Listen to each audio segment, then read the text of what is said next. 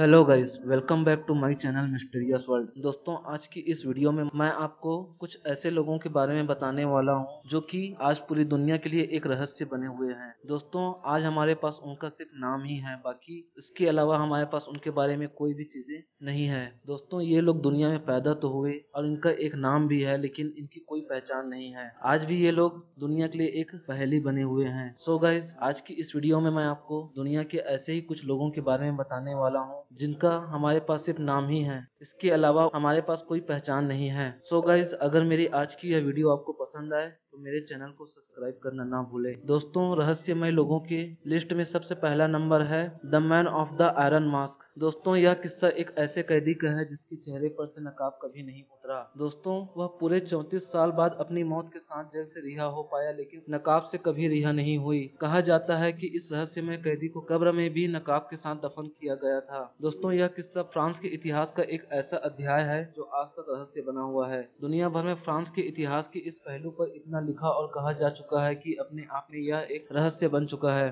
दोस्तों, कई सालों से एक आदमी बास्तिल की जेल में लोहे का नकाब पहन कर रह रहा था। इसी हालत में उसकी मौत भी हो गई। दोस्तों, 2 बंदूकधारी पहरेदार हमेशा उसकी निगरानी में रहते थे ताकि वह अपना नकाब कभी न निकाल सके। उन पहरेदारों को सख्त हिदायत थी कि अगर वह नकाब हटाने की कोशिश करे तो उसे तुरंत गोली मार दी जाए। नकाब लगाए रखने के अलावा उसे किसी और तरह की यातना नहीं दी जाती थी। उसके रहने और खाने का भी अच्छा खासा इंतजाम था और उसी सुविधा के हिसाब से उसे रखा जाता था। फ्रांस के मशहूर सम्राट लुई 14वें के शासन काल में वह मौत को प्राप्त हुआ, लेकिन यह नकाबपोश कैदी आखिर कौन था, यह शायद फ्रांस के इतिहास के सबसे बड़े सवालों में से एक है। दोस्तों, इस कैदी को इतने रहस्यमय तरीके से रखा गया था कि राज परिवार के लोग भी इसे नहीं पहचानते थे। प्रसिद्ध फ्रेंच उपन्यासकार अलेक्जेंड्रे डुमास ने इस घटना को लेकर अपना एक प्रसिद्ध उपन्यास the man in the iron mask लिखा। इस उपन्यास में उसने यह संभावना जताई कि वह रहस्यमयी व्यक्ति खुद सम्राट लुई होगा, जिसे उसके जुड़वा भाई ने कैद में डाल दिया था और उसके बदले खुद राजा बन बैठा था। लेकिन यह उपन्यासकार की सिर्फ कल्पना ही थी, क्योंकि लुई का कोई जुड़वा भाई था ऐसा कोई सबूत नहीं मिला। Hello guys, welcome back to my channel Mysterious World. दोस्तों, आज की इस वीडियो में मैं आपको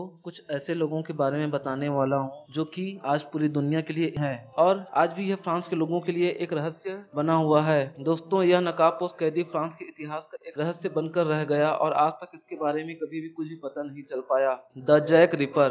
दोस्तों, द जैक रिपर के बारे में आपने बहुत सारी वीडियो यूट्यूब में देखी होगी और तो और द जैक रिपर के नाम से मूवी भी बनाई गई है जो कि उस वक्त की काफी हिट मूवी थी। दोस्तों, द जैक रिपर एक ऐसा सीरियल किलर था जो कि 1988 में लंदन के व्हाइट चैपल के आसपास गरीब इलाकों में एक्टिव पाया जाता था। दोस्तों, द जैक रिपर दुनिया वालों के सामने तब आया जब उसने मीडिया को खत लिखकर अपने कातिल होने का दावा किया। अपराध से जुड़ी फाइलों में उस समय के इस हत्यारे को व्हाइट चैपल मर्डरर और लेदर एप्रॉन जैसे नामों से पुकारा जाने लगा है। दोस्तों, द जैक रिपर का शिकार अक्सर लंदन के ईस्ट एंड गरीब बस्तियों में रहने वाली वेश्याएं होती थी, जिनका वो बेरहमी से गला काट देता था और उनके शरीर के 3 अंगों को निकाल लेता था, जिससे यह पता चलता था कि वह हत्यारा सर्जरी का भी नॉलेज रखता था। वह इतना क्रूर कातिल था कि उसके बारे में मीडिया में प्रमुखता से छापा जाने लगा और लोग द जैक रिपर पर यकीन करने लगे, जिसके चलते शहर में इस कातिल का डर बैठ गया। दोस्तों, अखबारों में मिली भारी कवरेज ने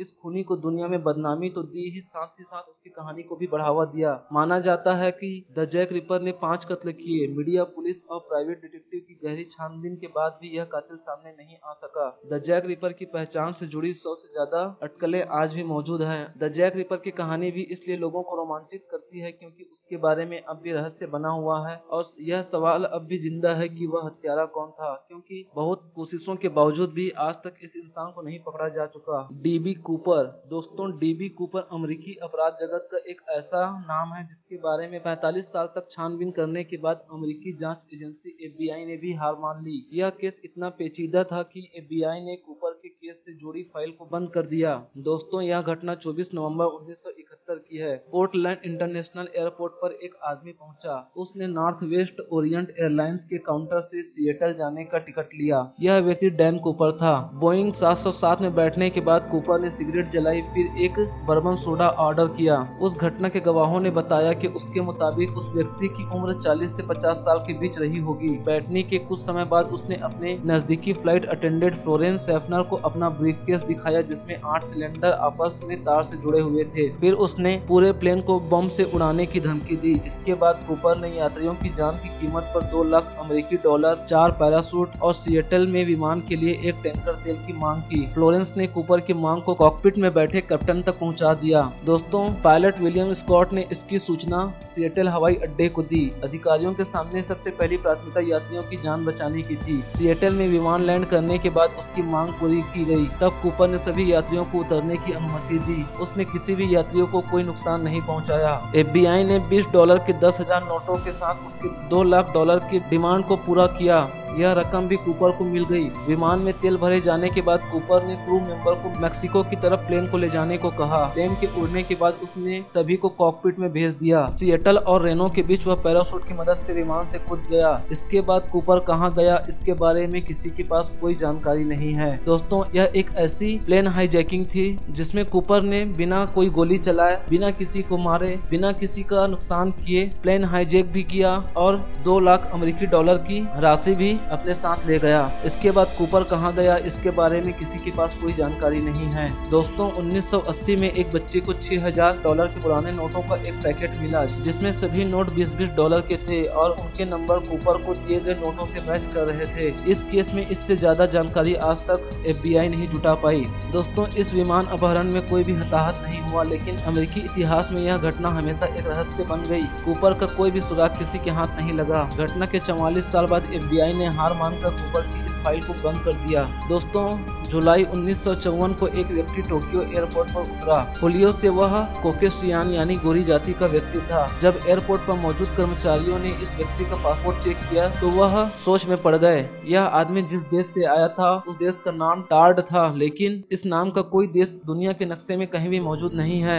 आगे इस व्यक्ति की जांच की गई और उससे पूछा गया कि उसका देश दुनिया के नक्शे पर कहां पर मौजूद है। तब इस आदमी ने दुनिया के नक्शे पर उंगली वहां रखी जहां पर एंडोरा की रियासत मौजूद है, लेकिन उसे खुद एंडोरा के बारे में नहीं पता था और वह नहीं समझ सका कि उसका देश इस नक्शे में क्यों नहीं है। उसके हिसाब से एंडोरा की जगह वहां उसका देश होना चाहिए था, जिसे वो 1000 साल पुराना बता रहा था। जब एयरपोर्ट के कर्मचारियों ने उसकी तलाशी ली तो उसके पास से कई यूरोपियन देशों की करेंसी मिली। पासपोर्ट देखा गया तो वो भी एकदम असली था, जिस पर कई दूसरे एयरपोर्ट्स की मुहर भी लगी थी, जिसमें उसके पिछले टोक्यो यात्रा के दौरान लगी मुहर भी मौजूद थी। संदेह के हालातों में एयरपोर्ट कर्मियों ने इस आदमी को हिरासत में लिया और उसे पास के होटल में ठहराया। इस आदमी के कमरे के बाहर 2 गार्ड भी तैनात किए गए ताकि वो कहीं भाग न सके, लेकिन हैरानी की बात यह हुई कि वह आदमी रहस्यमय तरीके से गायब हो गया। पुलिस ने बयान दिया कि जिस कमरे में वह ठहरा था वह इतना ऊंचा था कि उसकी खिड़की से कूदना नामुमकिन था और न ही उसके कमरे में कोई बालकनी थी। दोस्तों, बहुत जांच पड़ताल की गई, लेकिन वह आदमी दोबारा कहीं नहीं मिला। उसके बाद उस आदमी को कभी दोबारा कहीं नहीं देखा गया। अज्ञात जगह से आया यह इंसान